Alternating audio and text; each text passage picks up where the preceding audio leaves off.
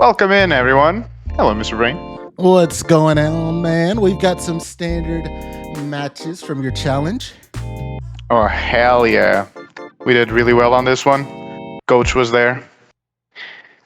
You were rocking it by yourself, though, pretty well. Look, I don't think there's going to be a lot of bad things we can say about these matches, but either way, guys, the main focus of this is everywhere we look, we see different formats being played, and standard players just kind of feel left out. So we want to focus on competitive standard Magic. So without further ado, we're going to jump into some rounds and talk about optimal play. Let's get it. First round, we're playing against this gentleman, Burney7, and he's playing a deck that is nicknamed UB Slop. Any thoughts on that? Look, just in case Burnett watches, he's one of the homies. Four color legends. Oh man, but it does feel like a whole bunch of slop. But hey, it's been working for him for the past 2 months. But either way, with the focus of this deck, he gets to play several different lands that he calls a creature type, and all of his creatures are mostly legends and of the same type. So we're focusing on those different abilities that they have when they ETB. Oh, hell yeah. On our side, as you might have guessed, we're on Mono Green Landfall, considered one of the best decks currently in the meta. Playing a slightly switched variant of it called Cards I Like to Play in this deck, with more wargs and more archdruids. True. From your very experienced point of view, what does this matchup look to you in theory? Who do you think is favored? I think it's to the point where he has several creatures on the board that have some type of evasiveness, flying, a way to take your creatures off the battlefield or not being able to block, like Jennifer Walters' backside says. He gets the advantage. But as long as you have a decent 1, 2, 3 and get to play something like a Sapling Nursery or a creature with trample, you're going to win most of the time. That's quite curious. I thought that his game plan was bad against us.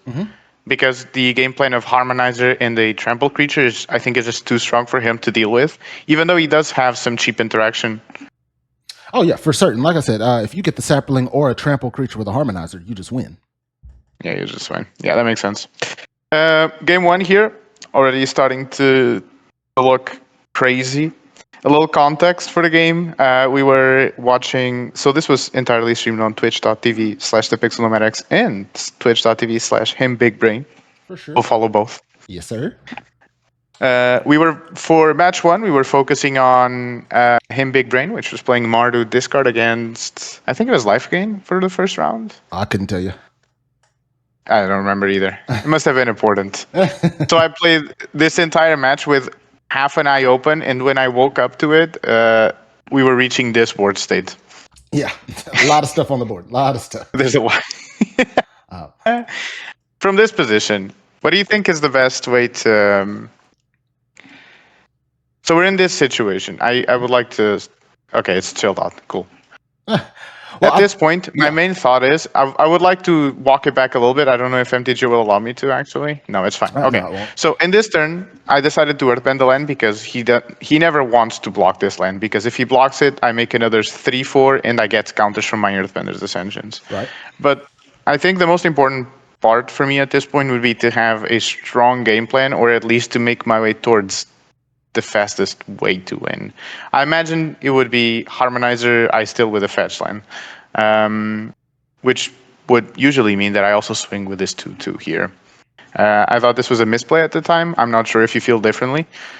Yeah, I agree that not attacking with the 2/2 is a misplay. The big thing is you want a land to ETB. That way your Ice Teal triggers and mills some more lands for you to get some Ice Teal play going on, since you don't have any fetch lands in the graveyard currently. Also, we know that he loses all of these exchanges where some of his creatures may die if he double blocks, and then you just go and get a 3/4 back. So he's just clearly not having fun right now. No. Actually, does he even have an out for this position here? Not that I can think of off the top of my head, besides a possible Avatar's Wrath, which I don't think he plays. So even Avatar's Wrath would not be that great, because my eye still goes into exile, and I still get 2 Tree Folks just to piss him off a little bit more. You are right. Okay, let's keep it rolling. He does have the advantage here that I am fairly low health at this point. 10 health is already getting into the uncomfortable range. Yeah. So the biggest thing here that you have to watch out for is Jennifer Walters flipping. I'm sure you were aware of that completely during this game as well. But yeah, that's just the biggest threat to you. Is there a way to see what she does on the other side? Yes. The Sensational She-Hulk. It's a 6-mana 6/6 that says your opponents can't cast spells during your turn, and whenever a creature you control is dealt damage, you may have the Sensational She-Hulk deal them. Oh, this is the creature that plays in Selesnya Roboroid. Right. Okay, got it. It's just all of his creatures become direct damage to you if you ever block, and it's just lethal on one swing if it flips. But it only triggers... yeah, but then he has so many creatures at this point that I'm basically just cooked out of it. Yeah, he steals the Harmonizer here, which I found incredibly depressing. Yeah. Fortunately, we have the Esper Origins to give trample to our entire board. Phenomenal. Which I think was the reason he... I'm not sure. I think it's on turn 2. Oh, finally, we get our beautiful escape tunnel here. Oh, yeah, now we're cooking with gas. Oh, yeah. Cooking with gas. Look, I've heard it said all kind of ways. Cooking with gas, cooking with grease. Drop down in the comments below which way you've heard it. Cooking with gas or cooking with grease. Careful with your grease, though. Don't let it pick up fire.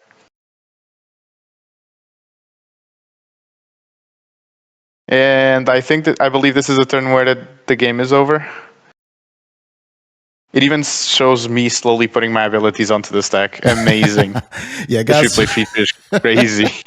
For your viewing experience, we have definitely sped this up a great deal. No reason for us to play it in normal time. You don't want to take 50 minutes per match just for us to talk through competitive Magic. Yep. I wonder...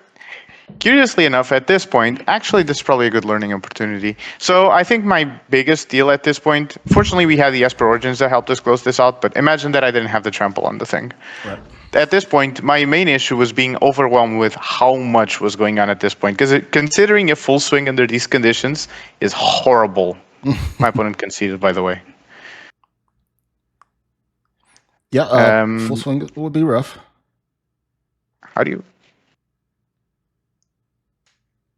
Oh, you would have to automatically. No, you would have to back out, go to that last screen, and go ahead and hit replay game 2. Okay, cool. Oh, I need to back out of this one. You're right. Yep, game 2. I believe this was a fairly fast game from memory. I think the greatest game plan of just 1, 2, 3 was realized here. Mm-hmm. Kick it off. Yeah, so the opening hand was juicy. Oh yeah, we love any hands with 1-drops in it. And look, you just draw the forest, so you don't even have to start with a tap land. Awesome. As the kids would say, never punished. I tell people this all the time. You can be as good as you want, but you do have to have a little bit of luck go your way to win any tournament or to do great in any tournament. Some of the best players will have some of the most horrendous tournaments because they flooded every game. That's what we call in the business a skill issue. Should have shuffled better. Indeed. He gets to play his Aang's Avatar on you, but even here, he's not feeling great because you just get to play that for cheaper next turn. He doesn't know what your follow-up play is, but if you do have another 2 or 3 mana follow-up play, you get to play both of them. If you have a 4 mana card, you get the choice of playing that first and then playing the Earthbend's Ascension the turn after for cheaper while you have 6 mana up. It's just a terrible position for him, but he doesn't have other cards to side in besides Aang's Swift Savior. Yep. Even though Aang Swift Savior as just a standalone, is a problem. He gets to load it up with the Sheltered by Ghosts here, which I felt like putting me in an awkward position. Fortunately, we got all of our forests and we'll be able to cast our nursery sooner rather than later here.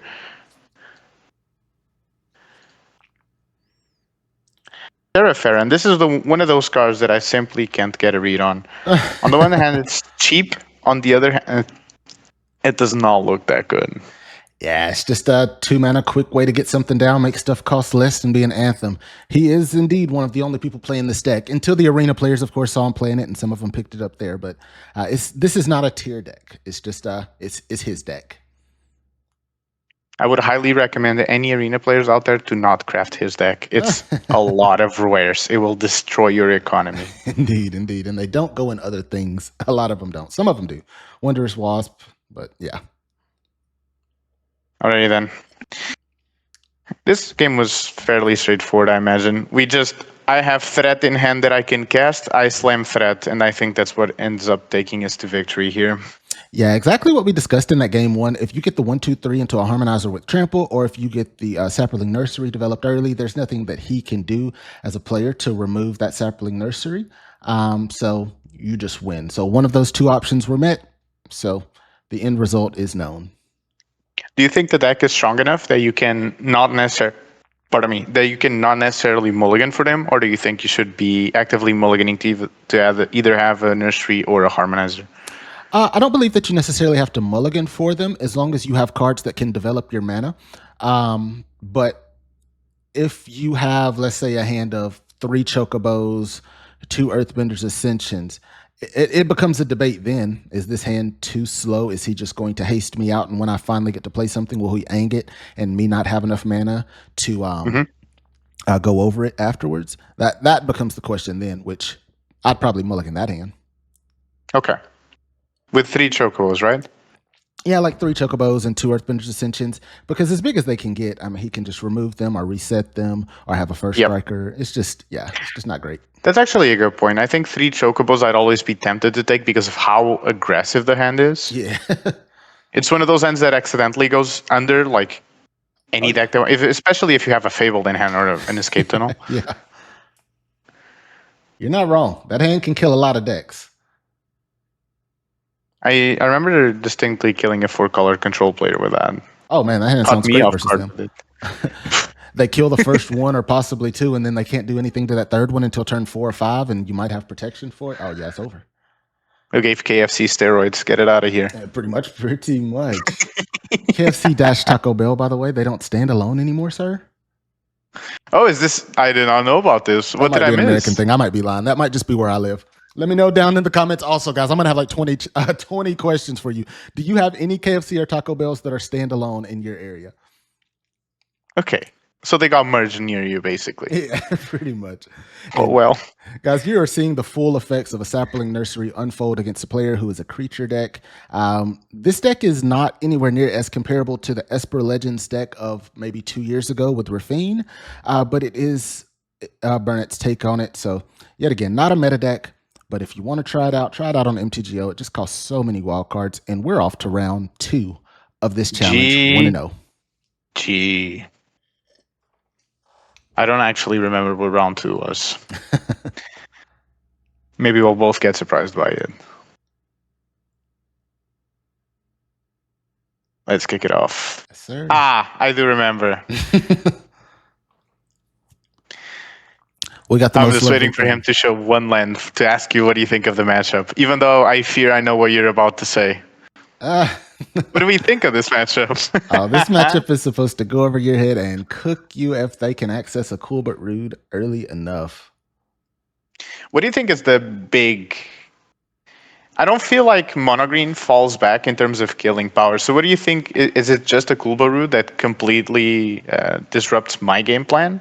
Yeah, you don't really have a way to interact with it. And as long as they hold up their cards, it doesn't matter if you develop a Saproling or anything of the sort. If you can't kill them with a Trample and Harmonizer before like turn 5, they should have enough cards in hand developed with a Kulbert Root to just murder you. And they have flyers, which you can't address unless you have a Saproling. So that's extra damage as well. With a practiced offense, it's just too much. Okay. I guess it's a little early to have this conversation, but... So sideboarding against this deck is mainly just trying to target this Kulbert Root to try and stop it from killing us. It could be, yeah. You would bring in any copies of Origin of the Metal Bending or whatever option you chose to address enchantments with. But I think it's also important to decide how many Saproling Nurseries that you want to have, because that does get out of hand. And if you check the Kulbert Roots, they can attack over a Saproling Nursery, so it's just over. That is true. But at the same time, isn't it quite slow? We'll get to it when we finish this game, because I think there's an important moment here, because Remember, my state of mind at the time was he has 2 cards in hand, and I was like, he doesn't have any discard creature on board. Yeah. So I double blocked the Moonshadow because I believe that stopping it at 3 is more important than my elf was here. We ended up being wrong. He had the Cycler in hand. Do you think this was still a misplay? Do you think it was good to force this Maku out of his hand since it's also a threat against us? So I think at this juncture, I was saying, hey, that 4 doesn't matter right now. I understood wanting to get the trigger off of the forest, but also it's just in the state of a game where we either develop an Ice Tail and kill him with Trample with that Earthbender's Ascension, or he just kills us. He's got the Colbert Root. He doesn't have a discarder, which is the reason we're not currently just dead. So I didn't know about this Maku in hand. Gotcha. Which means that this Moonshadow was a 3/3 before the blocks. Right. And I blocked thinking we were going to trade into it. If we did trade into it. Yeah, which this also leads to like one of those big conversations we had earlier in competitive Magic. If it looks like your opponent has it, they have it. Like competitive players don't bluff. But he could have also, and hear me out, guys, he could have also just been not the most intelligent human being at the time and wasted his Moonshadow. But we got to give our opponents more credit than that. I think this gentleman did not. I think he dropped out of the tournament soon after this loss. Right. I remember my early opponents, most of them ended up dropping. Yeah. If they can't top 8 it, they usually duck on out, move on to the next one. I mean, pay to enter, might as well play it out. Okay, so I still here. PP hard as per usual. This card is crazy. I love I still. That's awesome. Oh, and we Fabled. Blessed be. Yep. This block. Okay.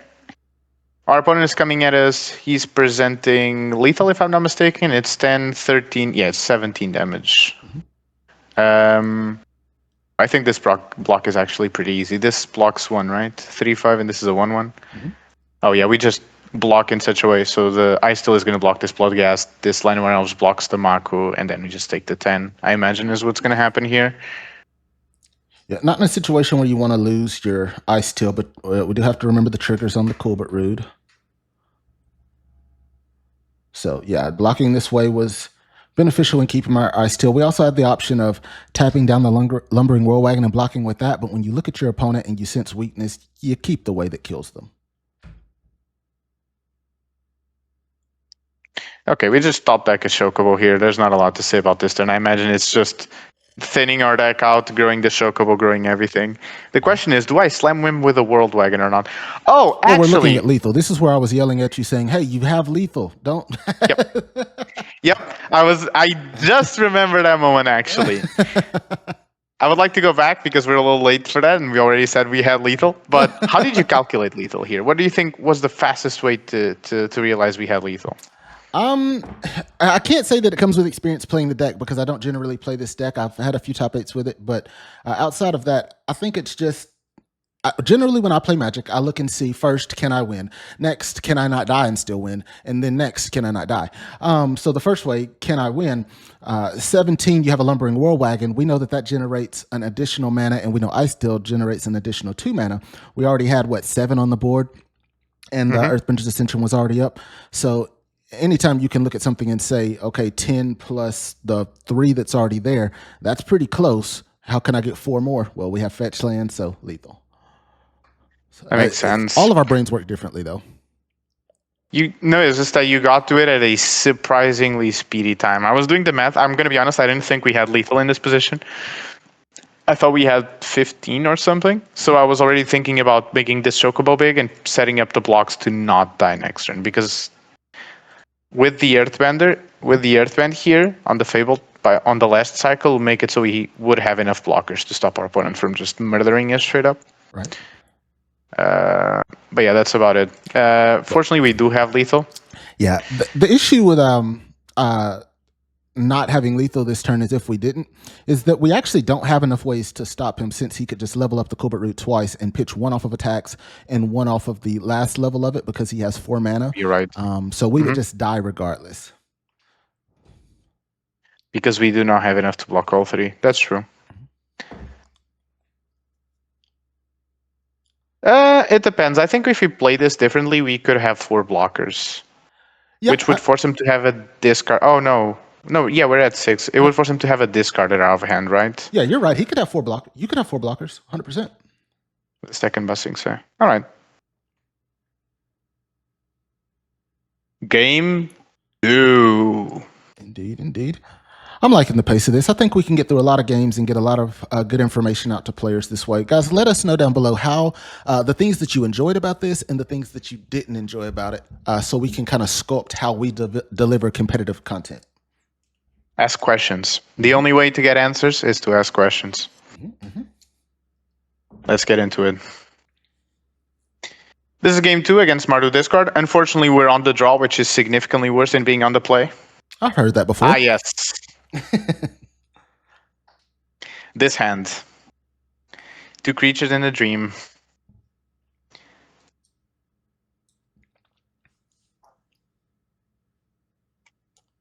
Before we get back to my turn, would you have played the elf there or the chocobo? Because my thought process here must have been something along the lines of, I need this chocobo to be ready to block, and most of the 1-drops on the Mardu discard side grow by themselves by just doing your main game plan anyways.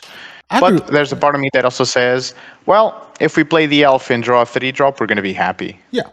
I agree with playing the chocobo first, because you do have a way to attack and just to play the wolf next turn. Yeah, we would hope to draw a 3-drop next turn, but if we have a route right now, I'd prefer to take that route rather than hoping to get lucky on turn 2. Okay. All right. Let me agree. Yep. The only difference is that I think it's to attack and not to block. I mean, when we start taking a lot of damage inevitably from this deck, we're going to want to block a little bit. Yep. Now comes another contentious decision. I think, if I'm not mistaken, would you have just taken the damage here? Off of this play, let's see. What do you need to win? So the first question is, can I win? Even if you drew an Earthbend's Ascension here, you couldn't play it unless you attacked first, and then you could play it afterwards on a Fable. That would allow you to have 3 triggers. We would still need to draw another land. So I don't see a route to win. So we do need him to move much slower. So I'd probably block here. Well, would you block the Terza or the Mako? I think moving off the Mako is pretty good. The one that gets bigger. Yep. I believe that's exactly what I did. I remember I said something along the lines of, fuck this creature. Yeah. And even though, we drew that Earthbend's Ascension that we were just mentioning that we wouldn't have been able to play without the treasure from the wolf, but it's still just good since we had the elves just wait a turn, just like he did. It's also good practice in general to not break your fetches until you really need to. So now he has the discard card, but when you have the Iron Shield Elf with no Kulbert Root and only 1 card in hand, you're in a terrible position. So there's not many things that our opponent could do to beat us at this point. So that Chocobo that we developed early it seems right now that it's just going to take us home. I can't find a route out for him unless he finds exactly Requiting Hex and Kulbert Root in a row. Even just Requiting Hex would be quite good for him since it buys him a lot of time. So there's a mistake here that I want to point out. We should have definitely cracked this fetch line. We didn't. The fetch line died in combat, just as is. It's very important to crack your fetch line here. You get your counters on the Earthbenders. You prevent the damage still from the Terza. Right. And you were telling your chat that at the time too, but it was just one of those things where like you were chatting, but also trying to play. And it's hard to do, guys. And MTGO sometimes is also a little funny. If you go back and watch the VOD of this challenge, you'll hear so many times, all right, chat, I got y'all so you can focus. And then he would just keep going back to chat. And then I was like, no, I want to do chat. Because I told him round 2, we're going to win this challenge. It is true, however. He played a second Thirst. I didn't even notice during the game that he played a second Thirst and just discard and had to sack one of the legendaries. Yeah. Horrendous for him. Yeah. I believe at that point in time we looked up his name and he didn't have any great results on his name, so we knew that this was probably one of the list he copy and pasted, which possibly one of the lists I played and 5-0'd with recently. If you want to play Mardu discard, copy the him big brain list. They change so Success often. is not guaranteed, but likely. the list changed so often based on the meta. It's crazy. But hey, that's another match down. 2-0. How are we feeling at this point? Confident? Oh, I'm always confident with Magic. Come on now. Well, at this point, I was like, well, we start getting the good opponents now. I'm ready to lose. I remember you saying something like that around round 3 or 4, and I was like, nah, they got to play against us. We don't have to play against them. Okay, the Mir Min. Historically, a matchup that is quite 50-50, but it feels less than that just because of how annoying it is to play it. Yep, they've got some decent removal spells for the creatures that we want to present, but if they don't have the counter spell in the right times for cards like Saproling Nursery, then they just fall off. Yep. However, do be careful with the Washingtons. I believe that in this game we actively disrespected the bird. Be careful doing that in your own games, though. Give them card advantage. Mm-hmm. Oh, yeah. Okay, we should probably talk about that. Barreling or Sapling Nursery into 2 mana open like that. Yeah, so I think at that point you had decided that if I can't get this down, I lose. If it gets countered, I lose. So both of the responses were I lose. So I'm going to do the one that also allows me to win. That's quite a curious take for me, because looking back, we could have let the Icesteel Explorer eat the counterspell here, which would have maybe been a better play. Well, it's a tough take because I'm not countering Icesteel Explorer right here. Are you? If you were him? Would you just let this Icesteel run rampant on you? You don't have any lands to let it run rampant, and he also has a bunch of kill spells in his deck. That is true. Maybe he just has a kill spell in his deck and in his hand and no counter spells. He indeed has more kill spells than counter spells in his deck. But from the way he played, he was showing or indicating that he had a counter spell in hand. Possibly. It's hard to say. That Siren Spyglass turn, the Requiting Hex, the turn 2. Just immediately before you got to end step. Yeah, it's hard to say, but yeah, it was possible that he had a counterspell. I agree. In my head, he always had it there. Yeah, and I get that too. Like, oftentimes when we play Magic, it's, they've got the exact answer they need for us. But in reality, sometimes we just have to say, okay, how did they play? And then on the other side of that, we also have to say, what do they have more of? And Pixel made the right call there. He had more removal spells than he does counters. The more cards he gets to draw, the less good our Saproling becomes. We'll never be able to actually protect it. We assume that our opponent's not an idiot and not going to waste a counterspell on an Icesteel when we don't have any fetches or anything anywhere. So we jam it out because the reward is too high. That first question we ask, can we win? The answer is yes if this resolves. Sir, yes, sir. I believe I tanked in this turn here because I was thinking about... It ended up not mattering, obviously. But what were you considering? Can I do it in time? No, I could not. What we were considering there is if we would make the Archdruids fight the bird, so the Washington here, or if we would fetch a land with it to try and block. I think we ended up making the right choice, which is we were trying to fetch a land out. We're obviously missing a Fabled at this point, and not killing the bird was not the end of the world, fortunately. I agree. Yeah, Washington's a very cool card, but 1 blocker versus 18 attackers just doesn't matter. Yeah.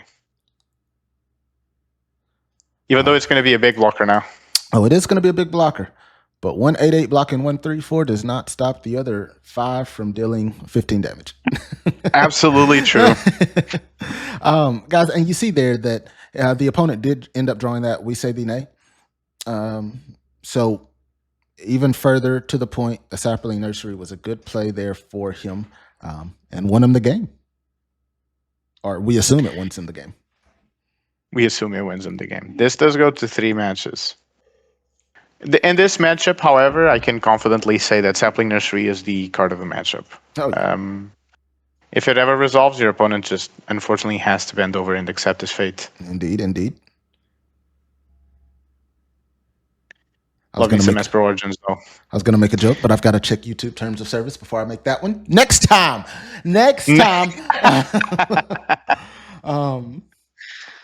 So yeah, opponent's now just in desperation mode. He's double blocking. He's an Esper Origins or Esper Monduin, however you say that name. He's just in total desperation. Milling, the reason to play Esper Origins in this deck, you have no cards in hand. You mill an Esper Origins with your Ice Still, and suddenly you have one card in hand of your choice. Mm-hmm. Yeah, so on this play, Pixel was hoping to get 2 blockers out of the fetch land, 1 for it going back to being a land, 1 for the land that it gets from the deck. But the opponent decided to Tishana's Tidebinder, the Escape Tunnel coming back, that delayed trigger from Earthbender's Ascension to bring it back because it was Earthbent. So he only got 1 blocker from it, and the opponent still got an additional counter. So the block was no longer valid. It was quite unfortunate, let me tell you. Criminal card is Tishana.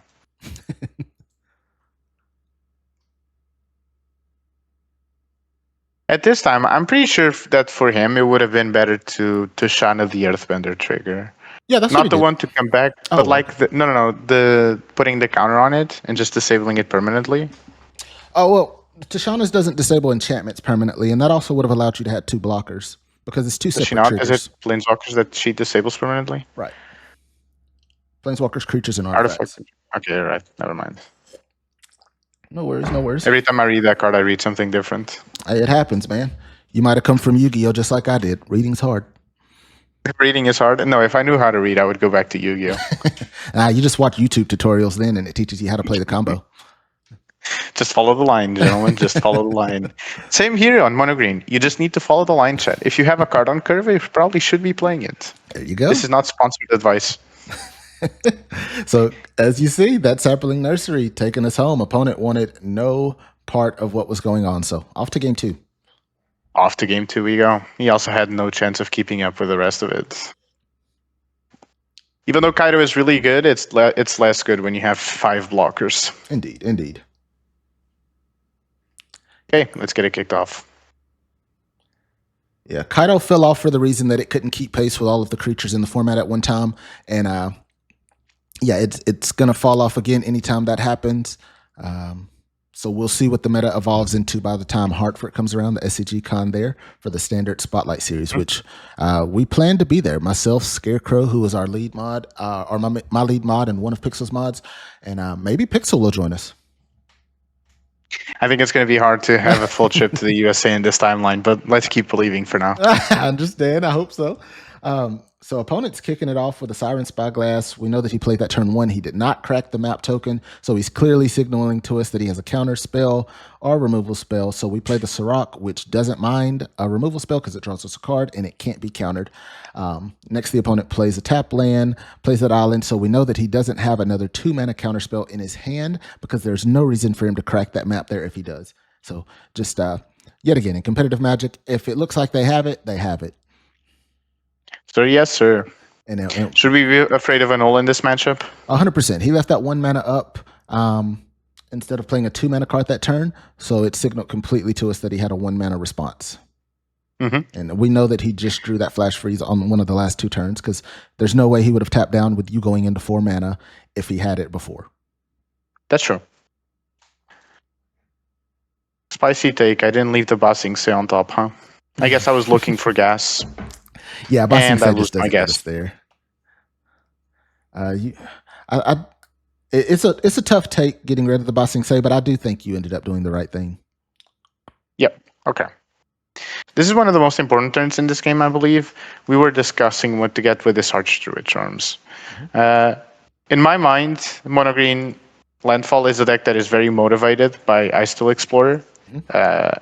And I think it's always the correct choice to get here. Yeah, that's a really close call. Like, Ice Still Explorer is phenomenal. But it doesn't seem like Ice Still gets us out of anything that our opponent has going on. We know they have 1 mana counter spell. We know that they have a removal spell in hand, and we know that they probably have an Enduring Curiosity because they passed 2 turns ago and didn't have a land drop. So they've got heat, but no mana sources. So at that point of time, yes, we got Ice Still, of course, and we see the 2 mana counter spell. He found another one. Yep. But it's just so dreary for us right now that I don't know what card could have gotten us out of it, but drawing the Sapperling Nursery is great. Do you think I should have played pay 2 for the We Say DNA, because in retrospective, what I did is I just let the ice still get countered and resolve my nursery when he had his doors down. But I guess in retrospective, maybe it would have been a good idea to pay for the ice still to get him to go and fetch or Esper Origins and whatnot. Yeah, I like that idea. The only thing that playing it the other way does is presents a blocker for the Enduring Curiosity, which could be important, but he's already got 5 cards. And so, yeah, if that was the case, I do think it's probably right to pay the 2 for. We could have. The reason we let it get counters because we had Sapling Nursery in hand, and I was like, well, this way it can't get blocked or it can't get counterspelled, so I'm just gonna let the I still go and ram the Nursery on top. Yeah, I understand that completely. It's hard in that situation to care about the counterspell since he's already played a Flash Freeze and a We Say Nay, and he probably only has 1 more Flash Freeze plus 1 more We Say Nay in his entire 46 cards. So that's where you kind of got to ratio him. Okay. Drawing the Sapling Nursery, very good. In case the annul here.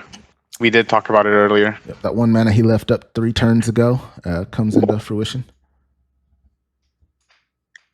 The position is not looking great for us. Bossing Set would be for sure one of the greatest draws possible. Elf, one of the worst. Doesn't even make a 3/4. We're a little bit of a stale board here. I don't remember this. Oh yeah, Curiosity and stuff. Yeah, when you're playing in this position, folks, there's some things that you're going to do that you wouldn't do if you were equal with your opponent. But there are some games where you just have to play extremely risky to come back because, 1, can I win? Not from this point. Can I not lose and possibly win later? Yeah, if he doesn't have the right answers to your cards and you play him in a risky way, if that's the answer, then you play those cards in a risky way and see if he's got it. If he's got it, you go on to the next game. He got it. And he had it. Yep. He had it. I distinctly remember us talking if we should have cracked the escape tunnel or not. I think I concede here in response to the second cat. We were low on time, and I didn't see a way out of this game. At this point, we're no cards. He's got it's a 2-turn any clock. card draw that he could ever wish for. Yeah. We got 9 this turn and then 13 next turn. Yeah. Over. The only thing we got is hopes and dreams at this point. Really and huge. Game 3, obviously, getting into it. Kicking it off. Fortunately, we're on the play now, which is good, as they argue. I've heard that. Torpor Orb in this matchup. Thoughts? A phenomenal card to have versus about 13 cards in their deck, if I remember correctly. So if you can start with it, heck yeah. Banger. I agree with you. Historically, I've struggled to know if I was going to include it or not, but the longer it goes on, the more convinced I am of it. The Tishana breaks it open always. Yeah, you've got to have the Torpor Orb in this deck because of the Spelementals matchup, so you want like 2 or 3 of them in.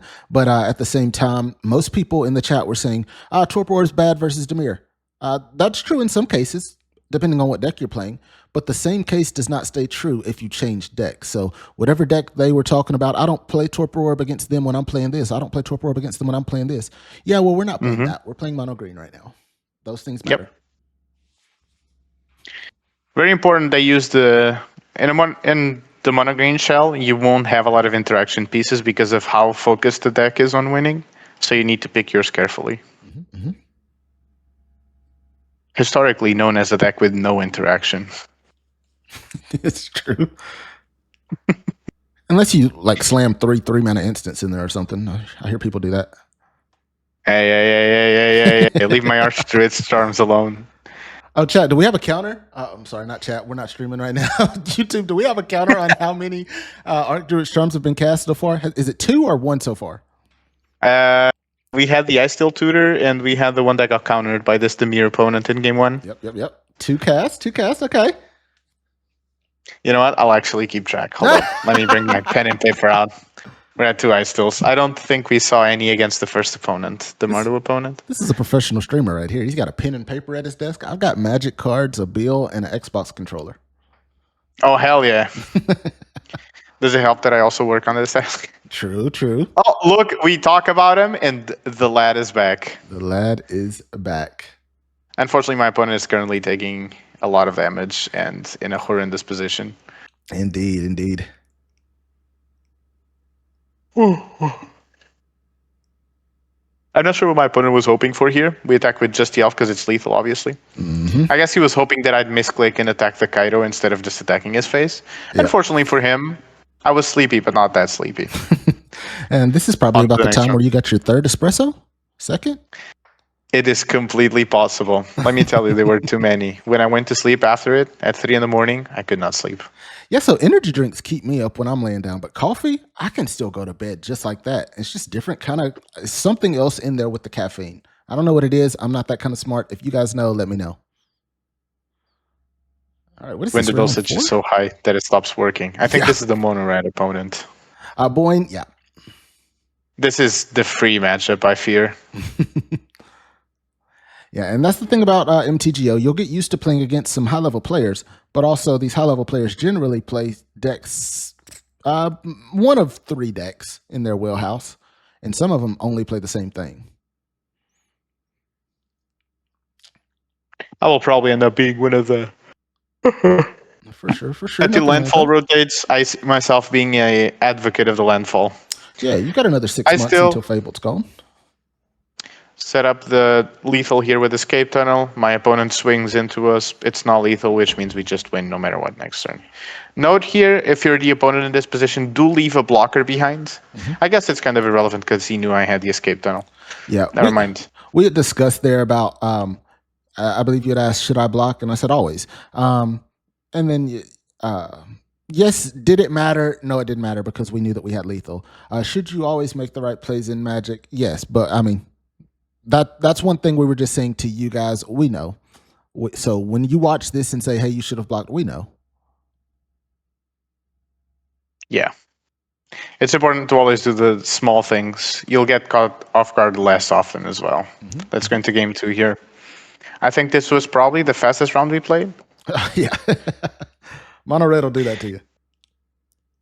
Unfortunately, Mono Red took it for you. Yeah.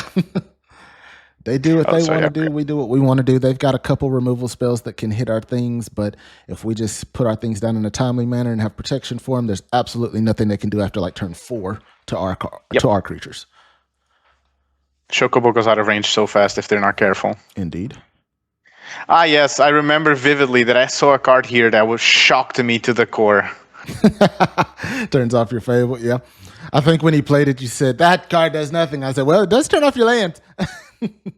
You said, And then I don't read have the any card lands. again and I was like, oh my fucking god, I can't believe this. Oh.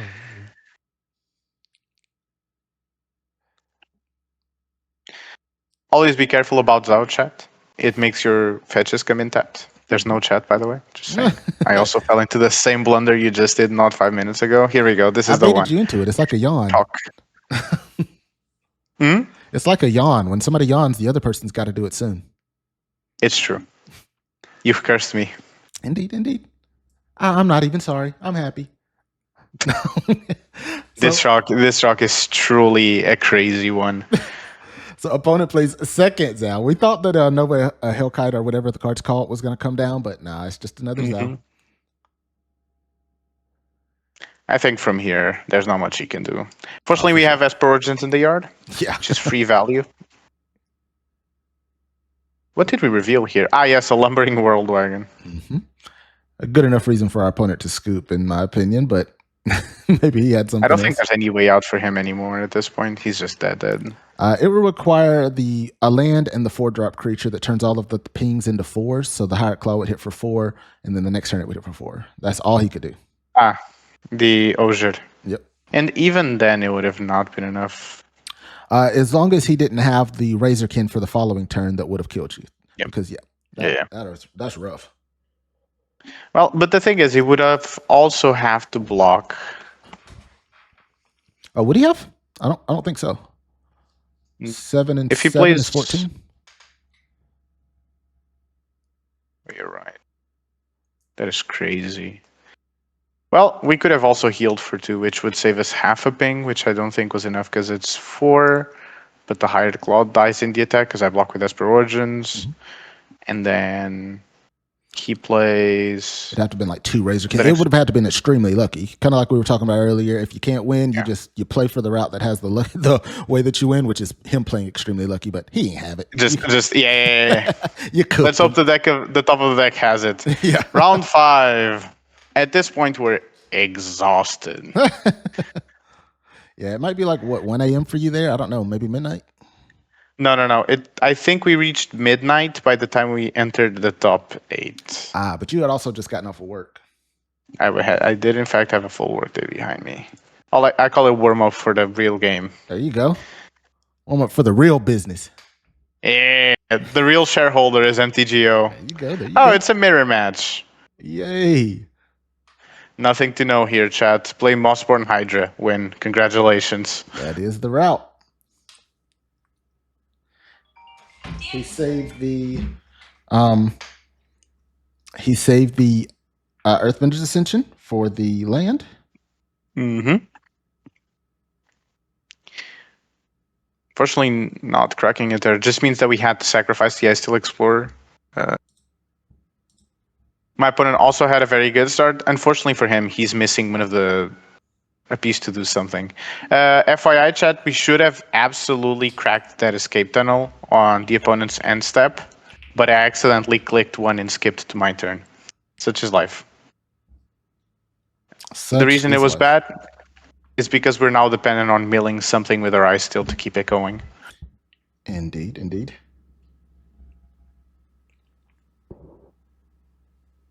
But we also spent a lot of time in that decision. I didn't know if I wanted uppies or not, in this case Keen Eyed Curator, to go into my hand or not, because it does have usefulness when he only has his Icesteel Explorer, but on the other hand, I just wanted to find the Harmonizer as quickly as possible to try and close it out. Yeah, I agree with what Pix was saying there. The uppies or the Keen Eyed Curator may not seem like a great card in this matchup, which is not phenomenal, but it's halfway decent because it stops Earthbender's triggers from sending them back to the backfield. It removes the graveyard for the Icesteel, and that can be pretty detrimental. In this case, I think digging hard for our Harmonizer ended up being the correct choice because he found his. We're going to be forced to lose our Icesteel anyways here in the block. It's quite curious that he decided to commit. Because he can just do it with the more I look at the play from the opponent here, the more shocked I get at how bad it was. I'm not showing him lethal. He traded in his Icesteel for no reason. I think he just had to hold back and he could have won. Possibly. His Earthbenders was going to trigger next turn. Yeah, it would have gotten to the 4. Yeah, and next turn I would have just died to Harmonizer Earthbenders. Yeah, I would have been dead here. But now he doesn't have the Icesteel. Oh well. This is why you should always look for the quickest lethal. Yeah, the questions matter a lot. Can I win here? And then can I not die and then win later? It's big. What's the in-between? Between can I win and can I not die? Is it can I... Oh, it's can I win is the first one, and then can I not die and then win later is the second one, and then can I not die is the third one. Okay, well, you have to ask yourself sometimes twice if you're ready to not die. Yeah. So obviously, my opponent here is beating the hell out of us. He does in fact have the Earthbenders. Okay, so now it makes sense. He knew that he had the second Icesteel maybe, and so he just decided to trade in the first one to deny us of maybe winning next turn and ensure that he won the turn after. Well played, opponent. Game 2. Very coin flippy. The most important stat in this game is how well you roll your dice. Always go first. That does matter quite a bit. And let's go. I believe in this game is the game that I was talking trash about my opponent being like, well, if he draws a Mossborn... Oh, no, it's the next game. Never mind. We got it. I actually don't remember how we won this game. But it looks to me it's going to be a Chocobo beatdown angle. It's surprisingly a lot of games end up like this because we're so busy fighting for the big threats that the Chocobos that are there on turn 1 just grow out of control. Yeah, the only thing we think about early for the Chocobos is the Maelstrider's Resolve, and if we don't have it, sometimes we just ignore it, and that can be detrimental. Yep. I remember at this point in the game, I'm just full panic mode because I'm like, well, he has a Mossborn Hydra, and then I drop the Might Form, and it's GG easy. I'm not mistaken, we could set up 2 lethal attackers here because the Chocobo only needed 1 double. Yeah, that was it. It's always lethal here because the Chocobo only needs 1 line fall trigger and the Ice still kills with 3 because it puts him up to 16.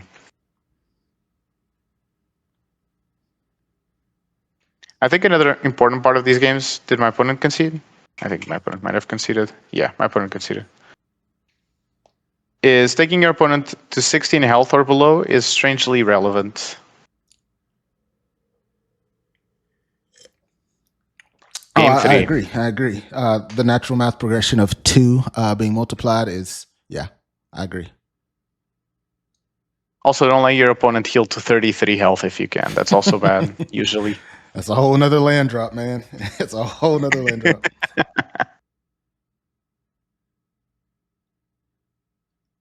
Okay. And here we see one of the surprise cards that I brought into this tournament. I was expecting a lot of monogreen mirrors. So Bejeweled Warg, I think, gives us a lot of what we want. Oh boy, that's a Mossborn Hydra. He has Trample coming from Factory, and he helps you cast your big threats by making treasures, which is why I think he's so good. Yes. I want to talk about this attack. Yeah. I couldn't because the game skipped through it. Do you remember what happened? Not quite. I was insisting on ramming my 3/4 into his Harmonizer because I forgot the Harmonizer could walk. Yes, you were saying I can attack here, and I said I don't know why you think you can attack, and you said, well, I can click attack or something like that, and I was like, it's not right, it's not right, don't do it. Oh, man. That was hilarious. Be careful when you're tired. Take a step back. I forgot the most basic game rule of all time. I was like, if I attack with a Bejeweled Warg, and then I can put a counter on him, and that means that with 2 doubles or 3 doubles, we can kill him next turn. Completely ignoring the fact that just the most basic 4/4 could stop me here. Yeah, anyway. that Bejeweled, it has to get the damage through to put the counter on. It's not an attack trigger, but it's still a cool card. Absolutely true. The second Mossborn Hydra, I technically know we won this game, but I couldn't tell you how, because looking at this board, I'm afraid already. Well, opponent has 1 card in hand, and we die as soon as they find land, but that is the important thing, as soon as they find land. As soon as they find land, yeah. And it needs to be a fetch. It cannot be a normal land either. Indeed. Normal land just puts you to 4. Yep. Yeah, fetch land is the way to kill. So opponent made some missteps and did some small things here that don't necessarily lead to a win.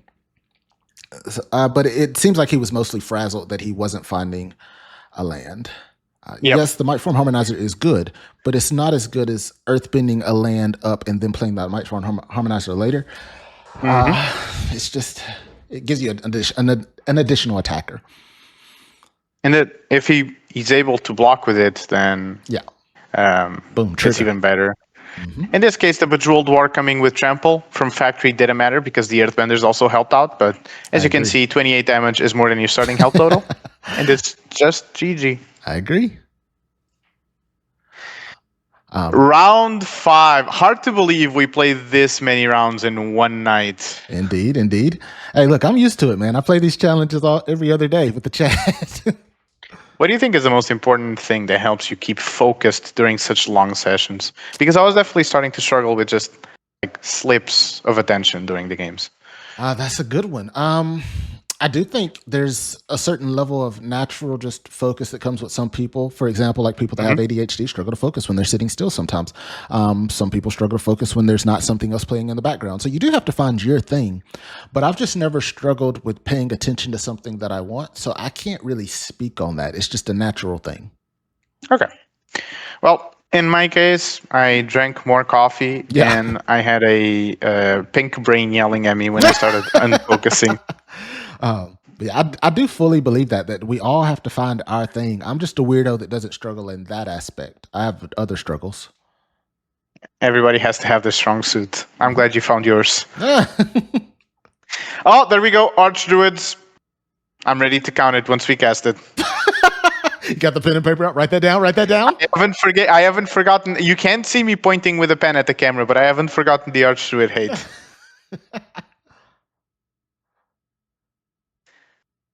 Yep, he swings with both chocobos here. We double block to hopefully get rid of one of them. I believe this was the riskiest play I probably did all tournament. These lists do run Royal Treatment or Snakeskin Veil, one of. Yep. He called his bluff. I don't think he was bluffing. I just don't think he thought that I was going to block there. Oh, I agree. I think, well, I think in this moment I had said, hey, I think Duke's a decent player, but that was stupid. Yep. I was forced to block here, right? No, I wasn't. Yes, I know where we're at. So in here, I think there's a sequence of bad plays by both players. He attacks. I think not blocking is correct. We go down to 1. 1 is more than 0. It is more than 0. You're not wrong. This is where I think the bad playing started happening. So in this position, we unfortunately, if my opponent blocks correctly, we don't have lethal. Yeah, right? so, It was this turn. He decides to block the Might Form with a Mind Form, if I'm not mistaken. as he should. Yeah, You attack with everything. Yeah, that's it. Because then the Chocobo, yeah, that's it. Oh, let me just add that to the Archduet counter. 3. And fortunately, it was just enough damage for lethal without exactly 17. Yeah, his issue was that he went way too hard in, whereas if he held back one of those other blockers, he would have been able to survive and kill you. But opponent had blinders on and started making me question his competitive magic prowess there because it was, hey, I can attack with all of these and put him to 1, or I can attack with all but one of these and put him to 2. Well, does 1 and 2 matter when you're playing in this matchup and you have a harmonizer? No, it doesn't. Especially if you have a You can almost even argue that maybe you should have not just attacked because it was almost always lethal next turn. Mm-hmm.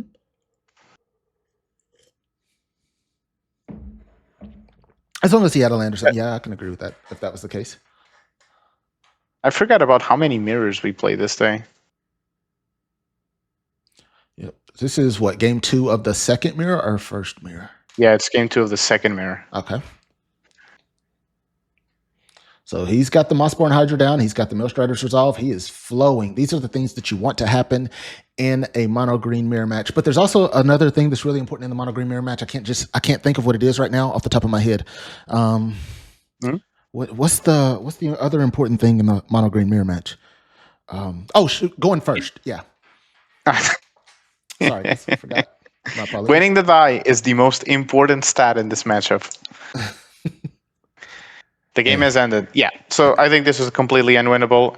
My opponent is presenting lethal because he's bouncing his fetches back and forth from his graveyard. That's about it. Mossborn Hydra and a kill spell for your threat. You don't have another way to get on the board or to remove their card. There's no game to play there, guys. Yeah, the game to play is the next one. GG, go next.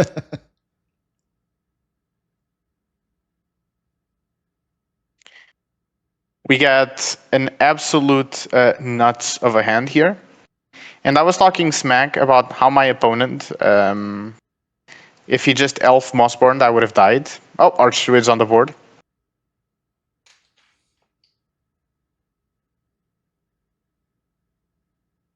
Almost missing a land drop here. I suppose we hit it? Question mark.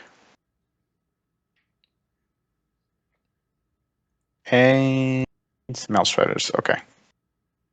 Neither player here playing a lot of Magic. Fortunately, we get the privilege of getting on board with this World Wagon, which is very important, even though it's piss-colored. I love those pissed cards, though, man.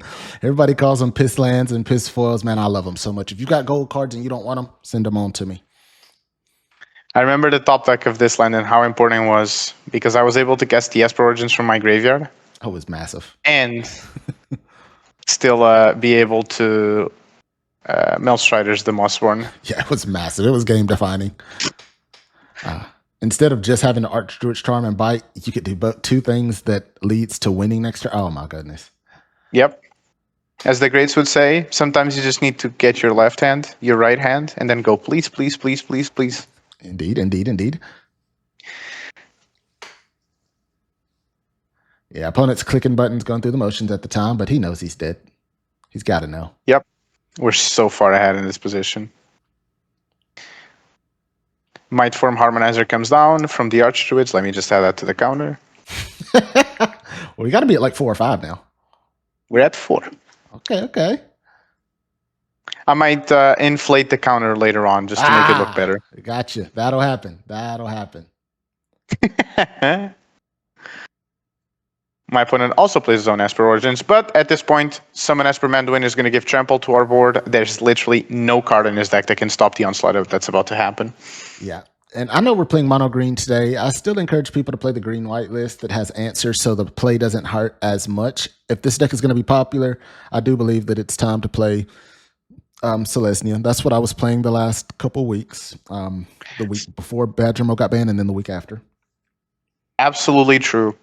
Selesnya is so much better in the mirror, and it beats decks that are good against mono green landfall like Mardu discard. That Sheltered by Ghosts in the sideboard is so important for those aggressive decks. Yeah, that's a pretty good card. I don't disagree. Having access to Rest in Peace right now is pretty important too versus Spelementals. It's got some good pieces, guys. Round 7. Even versus mono green landfall, incredibly important that Rest in Peace because they play 4 Ice Steel, 4 Esper Origins. You're denying 8 cards of value basically. Yeah.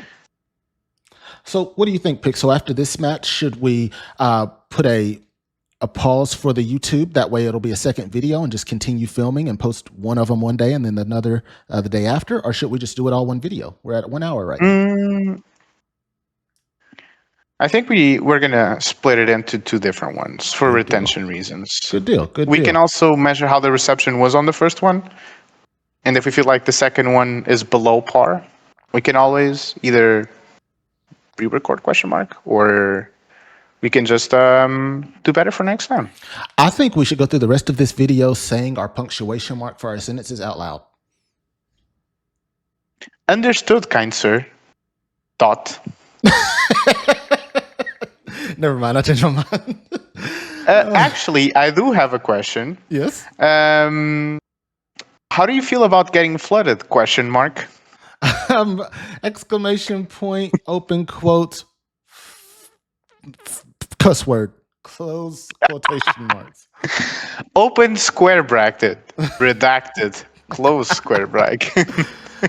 I gotta really look at this YouTube TOSs. I'm pretty sure I can say the words I want to say, but I'm just gonna make sure first. Oh yeah, this is. There's also one. Have you ever heard of face testing? True. Why don't you explain to the good people what this means? Sometimes in life, you just test something with your face and then handle the consequences. There you go. Incredibly good position for us. Our opponent could have technically survived this turn, but what's the point? Just accept death and move on. I believe this is a aggressive deck in the spirit of what Prowess used to be, but bad because they don't have Storm Chasers. Yep. A little focus on the red type things that I'm assuming he also played some form of elementals in his sideboard as well, but I don't know if we ever got to see. I say he. It says Miss Trigger, so she. But I believe this is also the match where I got like 30 million messages that I never noticed I had.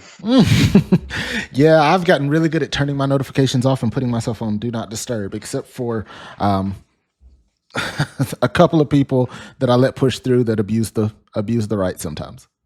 Abuse the right sometimes. Well, in my case, I didn't do anything. I just didn't even notice that I was getting messages. Smart man.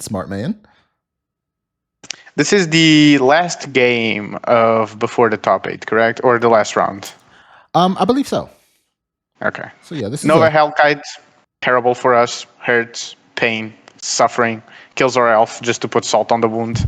Yeah, this is also one of those situations where we were discussing that while we are undefeated in the tournament currently, our tiebreaker, our opponent match win percentage is only 59%. There are 3 players below that have 1 loss and have 65 to 60 opponent match win percentage, and maybe even one person with 70%.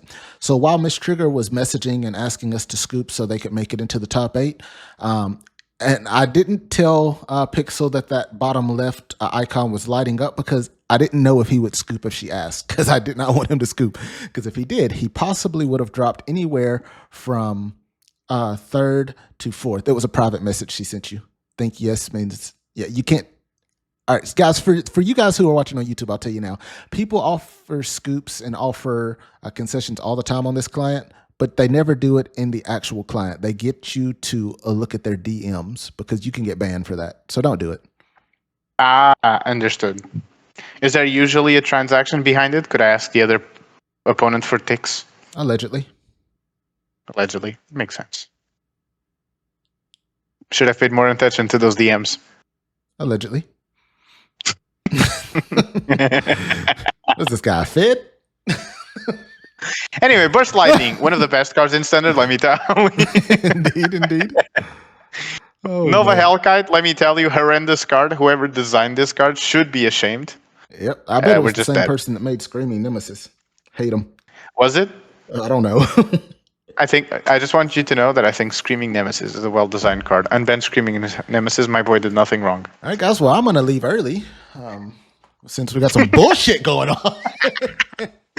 Okay, but like Artfire Hero, unban Artfire Hero. My boy did nothing wrong either. He died for the sins of monstrous rage, and I'm happy he did.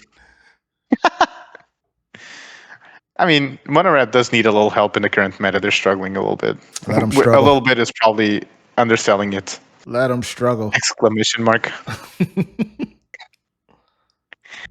Game 3. I don't remember what happened this game at all. I genuinely have... Oh, she was stuck on one land, or he was stuck on one land the entire game. Yeah, and I think that's where the private message came in. It was 2 or 3 private messages that kept popping up on the bottom right. I don't think they show on the re-recording. Okay. But yeah, You know what? If we have more falling during this game, I'll show you, but they'll probably be cut for the recording. yeah. Let's not do it. On camera. I'll edit it out later. I don't want Miss Trigger to get any ban if anybody that works there sees it.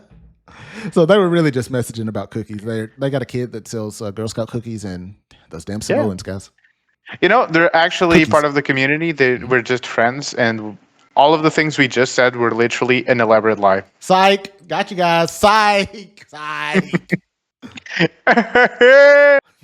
We're so good. We're so funny. They didn't even know it. But yeah, at this point, guys, we see a trampoline in our hand. We see an Ice Steel Explorer. We might not have lands for it, but Esper Origins helps you get there. And we see 2 creatures and 1 land on their side of the board. How the hell are they going We're to catch so up? far ahead in stats. Our creatures have already outran the removal spells. 3 Oh no, hired 4 claws in a damage, 5 dream. damage.